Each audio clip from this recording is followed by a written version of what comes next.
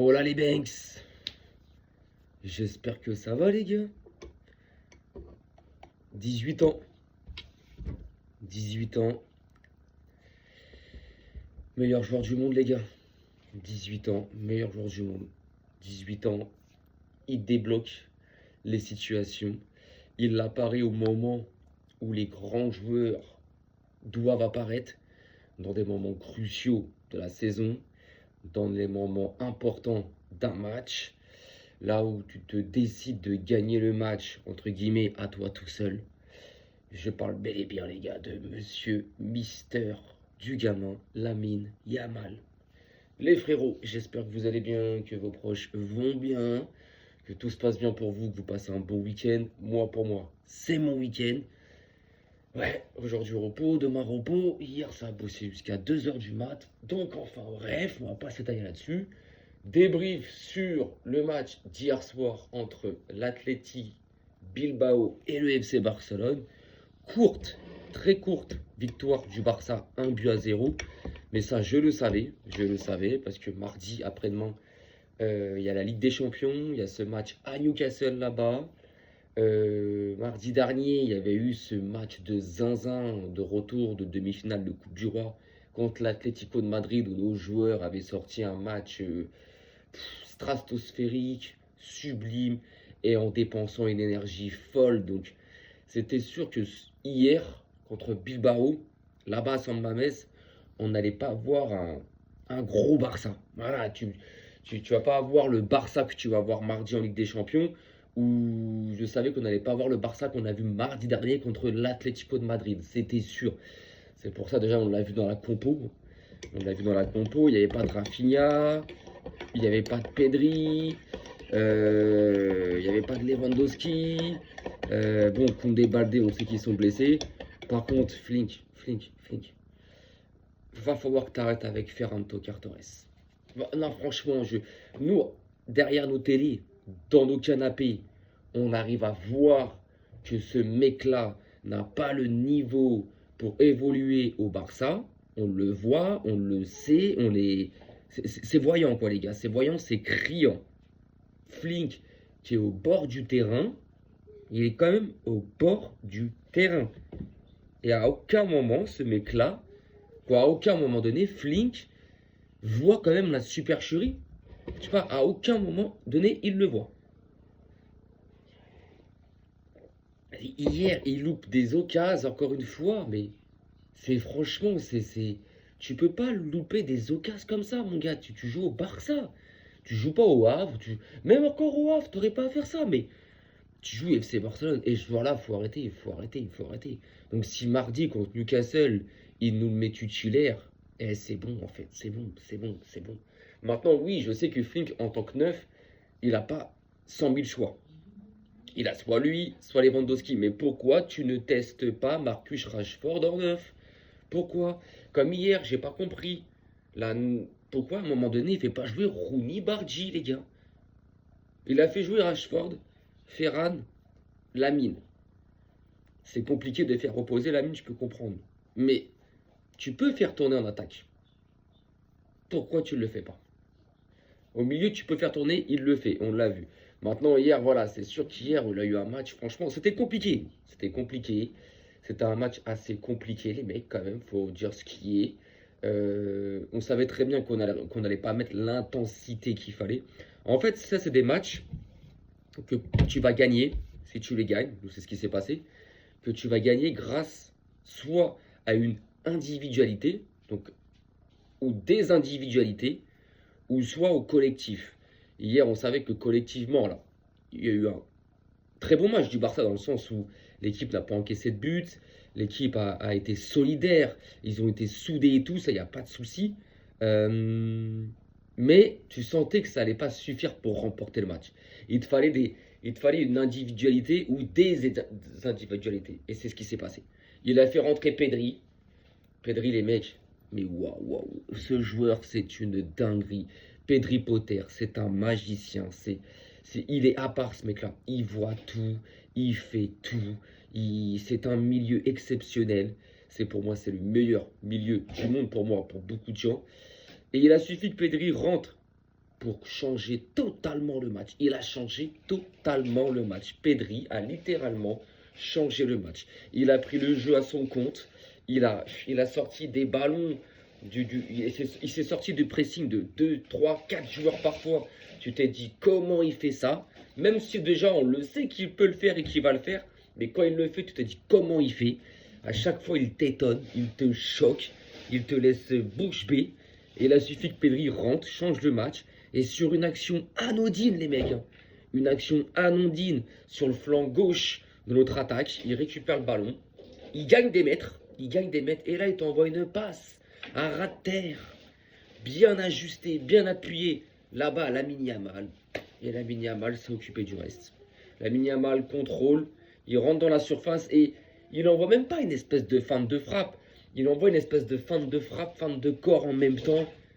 Adama, son défenseur, fait du ski. Frère, il a fait le signe Reebok. Vous voyez, Reebok, la marque, il y a un espèce de truc bizarre là. Il a fait ça, Adama. Et là, tu vois, il ouvre son pied, mais il a fouetté le poteau, la lucarne, poteau rentrant, but. Voilà. Voilà les mecs. C'est ce que je disais. Des individualités. Il y a des matchs où tu as besoin de tes individualités. Et là, hier, on en avait besoin, les gars, et c'était bienvenu. Maintenant, oui, on aurait aimé que Pedri ne joue pas une minute, que Rafinha ne joue pas une minute, etc., etc. Mais c'est compliqué quand tu vas à San Mamés, à Bilbao. C'est toujours compliqué, c'est un terrain toujours assez, avec une grosse ambiance, c'est un très beau stade et une très belle ambiance en Espagne. C'est un terrain toujours compliqué, mais il y a des fois, tu sais que tu vas galérer, tu sais que tu vas subir, tu sais que ça va être compliqué, tu le sais, mais l'important, c'est de sortir de ces matchs-là avec la victoire. Et c'est ce qui s'est passé, les mecs. C'est ce qui s'est passé. On est sorti de ce match-là avec la victoire, avec les 3 points. Ça nous fait 67 points, le Real 63. Et sans leur vol, avant-hier contre le Celta, ils seront à 61 points. Ils seront à 61 points. De base, ça devait se finir en 1 partout ce match-là. Parce qu'il y a grosse faute du Madrilène sur le but du Real. Donc ça devrait faire 61 pour le Real et 67 pour le Barça. Mais bon, si je prends tous les calculs de la saison, on devrait même déjà être à plus de 70 points et eux, les 60... là. Donc voilà, c'est une victoire importante. Parce que mardi, ça va être un autre match. Maintenant, parce que hier, j'ai vu que Newcastle avait perdu contre Manchester City en FA Cup. Alors, j'ai pas vu le 11 que Newcastle avait mis. Je ne l'ai pas vu, les mecs. Je sais pas si l'entraîneur de Newcastle a mis son 11 type, a mis ses titulaires, s'il n'a pas fait tourner. Je ne sais pas du tout, les gars. Donc, je vais pas épiloguer 100 ans sur le match de Newcastle face à City hier. Parce qu'en plus, j'ai pas vu de résumé, je sais pas ce qui s'est passé, j'en sais rien du tout, les gars. Donc voilà, je vais pas épiloguer 100 ans sur ce match-là. J'ai même pas vu de résumé, j'ai rien vu. J'ai juste vu le score, les mecs. Je sais que Newcastle s'est fait cogner 3-1. Maintenant, est-ce qu'ils avaient leur 11 titulaire? Je ne sais pas et tout. Si c'était vraiment le cas, qu'ils avaient vraiment leur titulaire, leur équipe type, bah ouais. Attention, attention à eux, mais aussi mardi. Donc, mais bon, mardi, ça sera un tout autre match. On le sait, les mecs. Parce que déjà, c'est la Ligue des Champions. L'atmosphère n'est pas la même. Les soirées de Ligue des Champions ne sont pas les mêmes. Tu sais très bien, une équipe peut se faire taper en championnat 2-3 jours avant son match de LDC. Elle peut se faire taper en championnat. Et arriver en LDC, elle peut te sortir un match. Tu te dis, mais attends, cette équipe-là, il y a 2-3 jours, elle se faisait tape. Et là, te sort un match de patron. C'est la Ligue des Champions. C'est l'atmosphère de la Ligue des Champions. C'est ce que la Ligue des Champions te donne, en fait. C'est comme ça. La LDC, elle est comme ça, en fait. Donc, mardi, ça va être un match compliqué, on le sait. Déjà, si on se réfère au match de poule qu'on avait joué chez eux au mois de septembre, où on avait gagné 2-1 avec un doublé de Rashford. Ça avait été. Alors, on avait bien joué, mais en première mi-temps, il y a eu. Ils avaient eu 2-3 occasions assez très nettes, dont une où Johan Garcia l'avait sauvé, mais magnifiquement, les gars. Donc, on sait que ça va être un match compliqué. C'est là-bas en Angleterre, St. James Park. C'est une ambiance de fou. On le sait. Pour moi, ça se jouera vraiment au retour au Camp Nou. Là, je pense qu'ils ne feront pas l'affaire. Ils n'y arriveront pas, les mecs. De toute façon, qui va venir au Camp Nou et vouloir hausser les épaules? Maintenant, voilà, hier, ce qu'il fallait, c'est cette victoire. Le prochain match en championnat, je sais pas, je sais que c'est le week-end prochain. Je sais que c'est dimanche prochain. Je sais plus c'est contre qui. Je sais plus du tout, les mecs. Mais en tout cas, voilà, c'est. Hier, voilà, Mais hier, il y a des gens, il y a des joueurs qui me. Tu vois, je prends le cas d'Olmo. Olmo, à un moment donné, tu vois, t'as pas Frenkie, t'as pas Pedri. Pedri était sur le banc, Frenkie est blessé. Olmo, on t'a payé 65 millions d'euros. C'est à toi, dans ces matchs-là, bah je sais pas, de hausser ton niveau de jeu, de prendre le jeu à ton compte. C'est là, dans ces matchs-là, que tu devrais te faire montrer. C'est pas dans les matchs où il y a le 11 type, où il y a Pedri et De Jong à côté de toi. C'est trop facile. Fermin, il le fait quand ils sont pas là ou quand ils sont là. Fermin le fait. Et Olmo, encore hier, les gars, compliqué, je trouve. Alors qu'il revient bien depuis le début de l'année 2026. Olmo fait un bon début d'année. Mais, comme je le dis, le plus souvent qu'il fait des bons matchs, Olmo, c'est quand il y a Pedri ou De Jong à côté de lui, en fait. C'est juste ça. Et une fois que les deux ne sont pas là, bah, il a du mal, il a du mal. Soit on a l'impression qu'il se cache, soit il ose pas, soit audacieux, mon gars, tu connais ton niveau. N'aie pas honte, fais-le. Marc Bernal, hier, encore une fois, je trouve qu'il a fait son match. Il a fait son match. Et on va pas lui demander de marquer à tous les matchs, les mecs. Hein. On va pas lui demander de monter merveille. Le mec, il a que 18 ans. Faut s'en rappeler encore une fois. Il a que 18 ans, lui aussi. Keshedo, j'ai du mal avec Keshedo, les mecs. Par rapport à la saison dernière, vraiment, les gars, Keshedo, j'ai du mal. Je dis pas qu'il a fait un match dégueulasse, mais il nous met beaucoup de fois en danger. Il y a beaucoup de fois, il est en retard dans ses passes, il est en retard dans son pressing, il est en retard dans sa relance, où il est imprécis, où il va nous mettre en danger, et ça, c'est pas bon. Dans les duels physiques, il va se battre, mais il va se faire bouger parce que c'est un physique assez petit, Keshedo, hein, c'est les physiques de la Massien, c'est tout petit, tout frêle. Donc voilà, mais je pense que lui, cet été, voilà, il va être vendu. Cancelo, il y a une ou deux fois où Cancelo nous met en danger quand même, les mecs. Hein. Déjà, dès les premières 20 secondes, l'action qu'ils ont. Alors, est-ce qu'il n'y a pas une mauvaise communication avec Yohan Garcia? Mais normalement, tu dois entendre ton gardien qui te dit j'ai, tu vois. C'est Cancelo qui l'attaque, alors que s'il attaque pas, Yohan Garcia, il est sur le ballon, il la capte, il n'y a pas de problème. Donc, dès la 25e seconde de jeu, Cancelo qui a fallu nous mettre un CC. Parce que la balle, elle tape la barre quand même. Hein. Après, dans le match, il y a eu 2-3 fois où il a perdu le ballon bêtement. Il a fait des relances dans l'axe assez dangereuses. Mais offensivement, il a porté énormément aussi. Rashford, je trouve que dernièrement, les mecs, sur ces derniers matchs, c'est très compliqué. Post-blessure, avant blessure ou après blessure, c'est très compliqué. Rashford, quand il court, j'ai l'impression qu'il lève pas sa tête. Il court la tête dans ses pieds. Il lève pas sa tête. Il lève pas sa tête, il n'est pas intelligent. Le problème de Rashford, c'est son QI football. Il y a sur des séquences, ou sur des faits de jeu, ou sur des temps dans un match, il va en avoir, et là il va être extraordinaire. Et le reste du temps, mais il va être débile en fait. Pourtant c'est un joueur que je kiffe, mais il va être débile en fait. Il court la tête baissée, et dès qu'il lève la tête, bah, soit il s'empale dans un défenseur, soit il pousse son ballon trop loin, soit il n'y a rien qui se passe. Et ça, c'est pas bon. On parle quand même de Marcus Rashford. On se dit qu'à 40 millions d'euros, il y avait quand même Lookman à aller prendre, les mecs. Donc ça fait chier. Ah, ça fait chier, les mecs. Ça fait chier. Donc ouais, Marcus Rashford, il va falloir que lui aussi se mette à mieux jouer, se réveille un peu plus, parce que là voilà, on est quand même le 8 mars, les mecs. On arrive dans les moments de la saison, bah là, dès mardi, c'est le huitième de finale aller de la Ligue des Champions. La semaine d'après, mardi prochain, mercredi d'après, c'est le week-end, c'est le huitième retour contre Newcastle, mais là, au Camp Nou, à la maison. Après, début avril, t'attaques les quarts de finale aller-retour.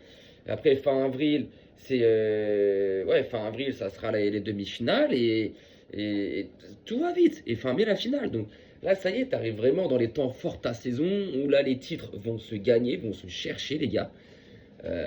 Donc Rashford, va falloir que tu te réveilles un petit peu et t'as pas le choix parce que là, c'est bien de courir vite, hein. C'est très bien. Mais ton vis-à-vis, tu as du mal à le passer. Tu vas le passer une fois sur trois.